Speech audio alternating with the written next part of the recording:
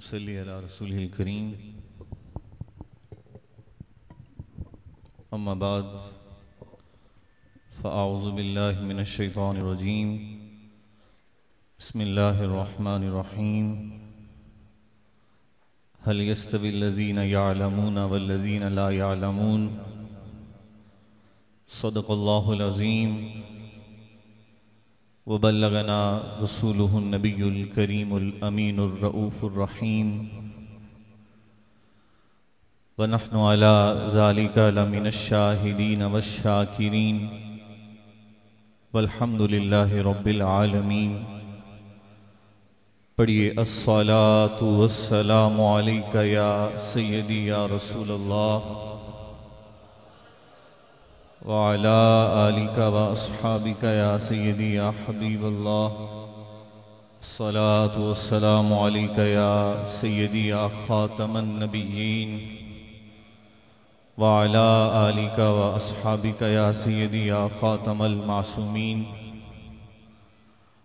अर्श की अक्ल दंग है, चरख में आसमां है, जाने मुराद हाय किधर अब तेरा मकान है। वो जो न थे तो कुछ न था, वो जो न थे तो कुछ न था, वो जो न हो तो कुछ न हो। वो जो न थे तो कुछ न था, वो जो न हो तो कुछ न हो। जान है वो जहान की, जान है तो जहान है। जान है वो जहान की, जान है तो जहान है। और अर्श पे ताजा छेड़छाड़। जरा इमाम का कलाम सुनिए। अर्श पे ताजा छेड़छाड़ और फर्श पे तुरफा धूमधाम। कान जिधर लगाइए तेरी ही दास्तां है। कान बोलो ना, कान जिधर लगाइए तेरी ही दास्तां है। जीनते मसनद सदारत हज़रत साहबजादा वाला शान पीर तरीक़त रहबर शरीयत जानशीन हुजूर बदर अशरफियत अबू नूरुल ऐन साहबजादा मुहियुद्दीन मोहम्मद अशरफ अल अशरफी अल जीलानी ज़ेब सजादा आस्ताना आलिया कछोचा शरीफ रायवेंड व दीगर मुअज़्ज़ज़ो मुकर्रम उलमाए किराम व दीगर अहबाबे इल्म दानिश। आज की बज़म जिस अजीम हस्ती की याद में सजाई गई, मैं कहाँ से आगाज करूं, मैं कहाँ बात लेके चलूं। जिस शख्स के नाम की ये शान हो कि रब ने नाम भी अपने महबूब वाला अता फरमाया हो, उनका नाम अभी आप उलमा से सुन रहे थे। हर बंदे ने जिक्र किया तो कहा मुहद्दिस आजम हिंद कछोचवी रहमतुल्लाहि ताला अलैह। ये आपका नाम नहीं है, ये आपका कमाल है। नाम था मुहम्मद जी। इतनी ढीली नहीं आवाज। क्या नाम है? और हुजूर के नाम पे नाम हो और मेरे महबूब के नाम की ये शान है। अल्लज़ी युहमदु हम्दन बादा हम्दिन। कहा मोहम्मद कहते ही उसको हैं जिसकी बार बार तारीफ की जाती है। जिसकी बार बार। वो कुछ लोग आए ना हुजूर की बारगाह में, तो आपको पता है हर आने वाला एक जैसा नहीं होता।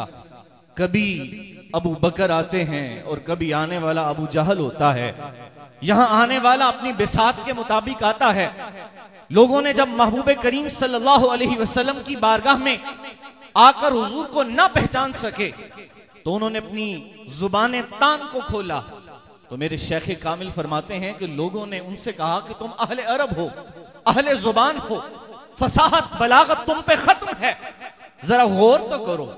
एक तरफ तुम उन्हें मोहम्मद कहते हो जी, एक तरफ तुम उन्हें मोहम्मद कहते हो और दूसरी तरफ उनकी माज अल्लाह मुजम्मत बयान करते हो।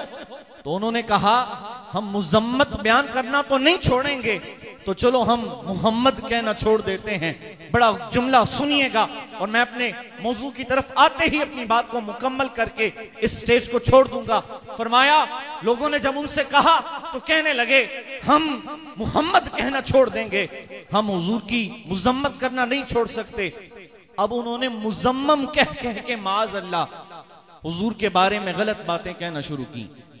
तो हुजूर की बारगाह में सहाबा हाजिर हुए, अर्ज की हुजूर अब वो मुजम्मम कह कह के अपनी जुबानें गलीज करते हैं। महबूब फरमाने लगे तो तुम्हें खुश होना चाहिए, तुम्हें खुश होना चाहिए कि वो किसी मुजम्मम के बारे में कह रहे हैं, मेरे रब ने मुझे मोहम्मद बना के भेजा। अल्लाह अकबर, या रसूलल्लाह, या जिंदाबाद जिंदाबाद जिंदाबाद जिंदाबाद। जो आया मुबारका मैंने आपके सामने तिलावत की, रब फरमाता है कुल, महबूब आप फरमाइए। मिलो ना जी मेरे साथ। महबूब वो रब खुद भी फरमाए तो क्या शान है, लेकिन वो रब ये चाहता है लोग बात मेरी सुने लेकिन आवाज मेरे महबूबे करीम की सुने। लोग बात मेरी सुने लेकिन उनको जो अंदाज मिले वो मेरे महबूब का मिले। महबूब फरमा दीजिए, हल यस्तविल लज़ीना यअलमून वल लज़ीना ला यअलमून, क्या जानने और ना जानने वाले बराबर हो सकते? बोलो ना यार, आप समझ रहे हैं मैंने ये आयत कोई बेध्यानी में नहीं पढ़ी या मुझे शान औलिया पे आयात नहीं आती, ऐसा भी नहीं है। मैंने बड़े चुन के इस आयत को रखा है कि आज आपको ये बात समझाई जाए कि वली कहते किसको हैं। सुल्तान बाहू फरमाते हैं, बाज इल्म मुझे करे फकीरी, मरे काफिर दीवाना हूं। सुल्तान बाहू फरमाते हैं इल्म के बगैर फकीरी नहीं हो सकती। दूसरे अल्फाज में सुल्तान बाहू फरमाते हैं हर वो शख्स जो विलायत की मंजिल पाता है तो पहली सीढ़ी उसको इल्म दीन की चढ़नी पड़ती है। अब इसकी मिसाल सुनिए। हुजूर मुहद्दिस आज़म हिंद कचौची रहमतुल्लाहि ताला अलैह, आपकी जब भी हुजूर डॉक्टर मज़ाहिर अशरफ जिलानी रहमत, मैं समझता हूं कि आज की ये कॉन्फ्रेंस अव्वलन खिराज अकीदत पेश करना हमारा बनता है डॉक्टर साहब रहमतुल्लाहि ताला अलैह की बारगाह में कि अगर पाकिस्तान में किसी ने हुजूर मुहद्दिस आज़म को मुतारिफ करवाया है तो वो डॉक्टर मज़ाहिरुल अशरफ जिलानी रहमतुल्लाह अलैह की हस्ती है। वो अपनी किताब में लिखते हैं कि मैंने तलाश किया तो मुझे कोई बहुत जखीम किताबें तो दरकिनार कोई किताबचा भी नहीं मिल सका, तो मैंने सोचा कि हमारी नस्ल का इतना अजीम शख्स तो क्यों ना उसका कुछ काम किया जाए। तो जब भी डॉक्टर साहब आपका जिक्र करते हैं तो आपकी माँ का जिक्र साथ ही फरमाते हैं। और आपकी वालदा की क्या शान है, डॉक्टर साहब फरमाते हैं आपकी वालदा का यह अंदाज था कि जब भी वो कुरान पढ़ती तो साहबजादे को अपनी गोद में बिठा लेती। क्या पढ़ती हैं? मिलो मिलो, क्या पढ़ती हैं? तो जब माएं कुरान पढ़ते हुए बच्चे को गोद में लेती थी तो मुहद्दिस आज़म हिंद बनते थे। आज की माँ किसी से गिला ना करे, आज का बाप किसी के सामने अपना रोना ना रोए कि मेरी औलाद खराब हो गई। अगर वो चाहता है औलाद अच्छी बने तो आओ मुहद्दिस आज़म हिंद की माँ को देखो, आओ मुहद्दिस आज़म हिंद के वालिद गिरामी को देखो। अब देखिए, इब्तिदाई कुतुब घर में पढ़ी, कहां पढ़ी? इसका मतलब यह पढ़ाने वाले थे तो पढ़ी। कौन थे? पढ़ाने वाले। और इब्तिदाई कुतुब ये नहीं जो आप समझे, कोई ABC नहीं, गुलिस्तान पढ़ी, बोस्तान पढ़ी, कुरानी कायदा पढ़ा, इल्म दीन की मुबादियात सीखी अपने घर से। और फिर वक्त गुजरता गया, हालात ने करवट ली, बीमारी आई और तकरीबन 3-4 साल बीमारी रही। सिलसिलाए ताल्लुम कुछ देर मुनक़ते रहा लेकिन फिर आए। मैं बात की तरफ आना चाहता हूं। आला हज़रत रहमतुल्लाह अलैह, आपने कितना प्यार बख्शा। आज मैं जब इस मौजू की तैयारी कर रहा था तो यकीन जानिए मेरा दिल ये कह रहा था कि जो मकाम मुहद्दिस आज़म हिंद रहमतुल्लाह अलैह का था वो आज दुनिया में बयान नहीं हो सका। लोगों को पता ही नहीं चल सका, लोगों को बताया ही नहीं गया। आज यहां बैठा हर दूसरा शख्स, अगर मैं कहूं नईमुद्दीन मुरादाबादी रहमतुल्लाहि ताला अलैह कौन थे, तो शायद यहां बैठा हर शख्स बबांगे दोहल कहेगा कि नईमुद्दीन मुरादाबादी एक अजीम मुफस्सिर थे। उन्होंने आला हजरत के तर्जमे की तफसीर मुफस्सर लिखी, उसको बड़ा मुख्तसर करके लिखा, खजाइनुल इरफान के नाम से हर घर में मौजूद है। लेकिन जरा मवाजना करना, नईमुद्दीन मुरादाबादी का मकाम एक तरफ, जब all India Muslim Sunni conference Banaras में रखी जाती है तो उसकी सदारत का जब वक्त आता है तो जानते हो वो सदारत किसको मिली? पहले सुनो कि मौलाना नईमुद्दीन मुरादाबादी को मिली निजामत। क्या मिली? निजामत मिली। और आला हजरत यानी मुहद्दिस आज़म कोचोची रहमतुल्लाह अलैह को उस कॉन्फ्रेंस की सदारत अता फरमाई गई। अब जरा समझिए, इल्म से आपका कैसा शगफ था, इल्म से कैसी दोस्ती थी। इल्म से दोस्ती का ये आलम है कि डॉक्टर साहब फरमाते हैं कि आपने उलूम दीनिया पढ़े और सनद पता कौन सी हासिल की। मैंने ये लफ्ज बोलना है तो आप में से कई लोगों ने थोड़ा सा परेशान हो जाना है, लेकिन यकीन जानिए जब आप समझेंगे तो मजा आ जाएगा। डॉक्टर मज़ाहिरुल अशरफ अल अशरफी अल जिलानी रहमतुल्लाहि ताला अलैह फरमाते हैं, जब आपने बुनियादी उलूम दीन पढ़ लिए तो पता सनद कौन सी मिली? मौलवी की। मैंने पहले ही कहा था लफ्ज जरा भारी हो जाएगा आपके लिए। लफ्ज, उसकी वजह यह है इस लफ्ज को हमने समझा ही नहीं। मेरे शेख कामिल फरमाते, मेरे पास एक शख्स आया और उसने कहा लोग मुझे मौलवी कह के छेड़ते हैं। तो फरमाते मैंने उससे बस इतना कहा, तुझे पता है मौलवी का मतलब क्या है? उसने कहा नहीं। फरमाया मौलवी का मतलब है अल्लाह वाला। क्या मतलब है? तो मैं खुश नहीं होता तुझे लोग दुनिया में ही अल्लाह वाला कह देते हैं। डॉक्टर साहब फरमाते हैं आपने कौन सी सनद ली? और ली पता कहां से? जामिया निजामिया लखनऊ के मदरसा में, और मौलाना मुफ्ती लुत्फुल्लाह रहमतुल्लाहि ताला अलैह आपके मदरसे में पढ़े, आपसे तालीम हासिल की, और आपने जो आपको सनद दी वो बोलो ना ऐसे नहीं। इस कॉन्फ्रेंस में आने का मतलब है कौन सी सनद मिली? मौलवी की सनद मिली। और एजाज कितना है इस सनद पे, बात को आगे बढ़ाते हैं। इतने बड़े आलिम, मुहद्दिस नहीं मुहद्दिस आज़म। और मैं पढ़ रहा था कि जब मुफस्सिरीन में आपका नाम लिया जाता तो मुफस्सिर नहीं कहा जाता, मुफस्सिर आज़म के नाम से याद किया जाता। किससे? मुफस्सिर। अच्छा, इतना बड़ा आदमी, मैं समझता हूं कि मेरी कोई हैसियत नहीं, मेरा इल्म नहीं, मेरा कुछ भी नहीं, लेकिन मैं कोशिश कर रहा हूं, मैं सच्ची बात बता रहा हूं कि मैं बड़े बड़े लफ्ज बोलूं, मैं मोटी मोटी बात करूं, सुनने वाला हर बंदा के क्या तकरीर करके गया।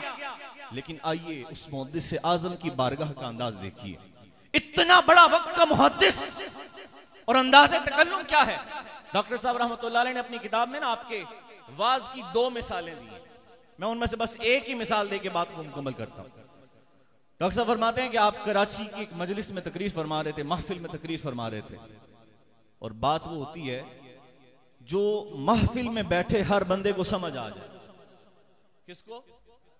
यानी यहां बैठा हर शख्स अगर मेरी बात ना समझे तो कमी मेरे में है। कमी, वैसे उलमा नाराज हो जाते, तुझे समझ ही नहीं रहे, कमी समझाने वाले में रह जाती है।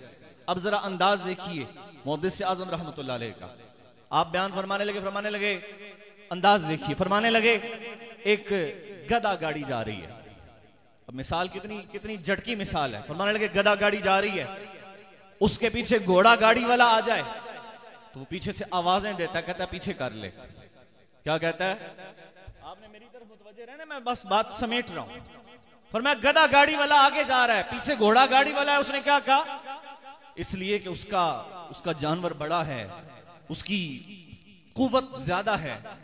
फरमाने लगे अभी ये आवाजें दे ही रहा था, पीछे हो जा, कि पीछे से मोटर कार वाला आ गया।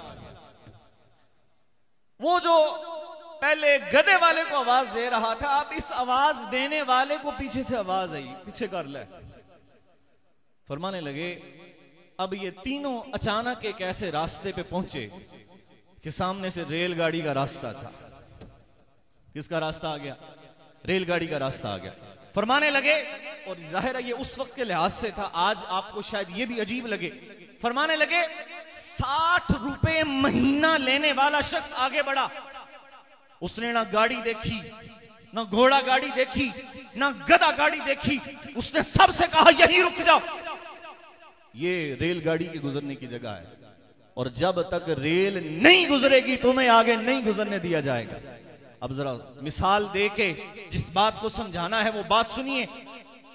मुहद्दिस आज़म फरमाने लगे, लोगों जानते हो ये सारी गाड़ियां क्यों रुक गई?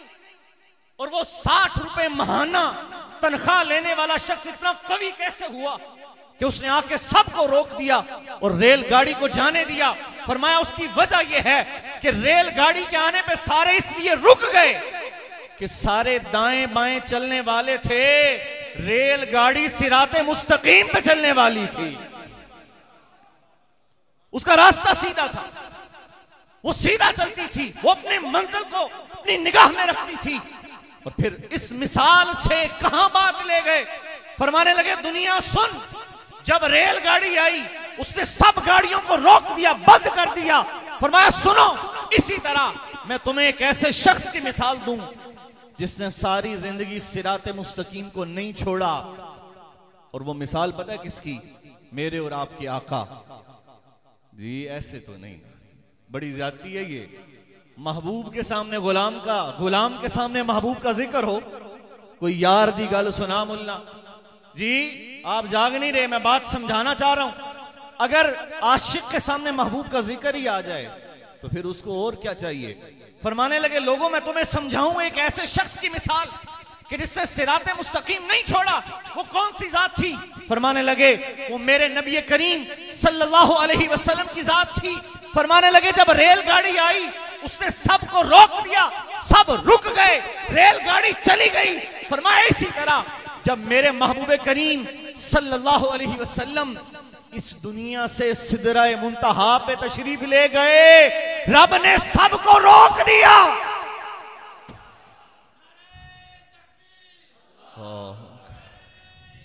या रसूल अल्लाह, रब ने सबको रोक दिया। और फिर आप पढ़ते हैं ना, टूटी पानी चल रहा था, पानी बोलो ना यार, पानी बिस्तर बिस्तर।